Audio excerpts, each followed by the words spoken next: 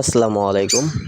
তো আমার হচ্ছে যে বদনজরের কারণে আমার সবচেয়ে পছন্দের যে মাদিটা ছিল সোলাঞ্জি জুনিয়রের, এই মাদিটা আমার এতটাই পছন্দের ছিল যেটা আমি বলে বোঝাতে পারবো না। আমি হচ্ছে যে কালকে ওকে উড়াইছি, ওরা উঠছে সবাই, খাবার খাইছে, বিকেলে খাবার খাওয়ায় রাইখে গেছি।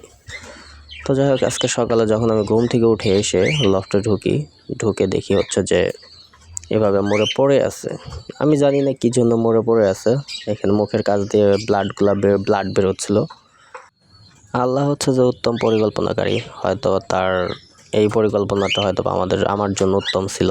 তো যাই হোক, মাদিটা যেই দেখছে, যখন হচ্ছে জাহিদ ভাই, শাওন ভাই, চয়ন ভাই, আলম ভাই যখন আমার লফটে আসছিল, তখন তারা বারবার এই মাদিটা মানে যে হচ্ছে যে তারা বলতেছিল যে ভাই, আপনার যত কয়টা কবুতর দেখছি তার মধ্যে কিছু সংখ্যক কবুতর বেস্ট, তার মধ্যে হচ্ছে এই একটা। তো যাই হোক, এই মাদিটা হচ্ছে ওর বোন, যে মাদিটা মারা গেছে।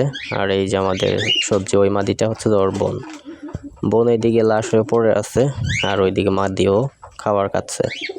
তো যাই হোক, পশু পাখির মধ্যে হয়তো বা মানুষের মধ্যে মানে আবেগ প্রকাশ করার কোনো ওয়ে নাই, তার জন্য হয়তো বা ওরা এভাবে থাকতে পারে। যাই হোক, সবাই দোয়া করবেন, মাশাআল্লাহ বলবেন। আল্লাহ হাফেজ।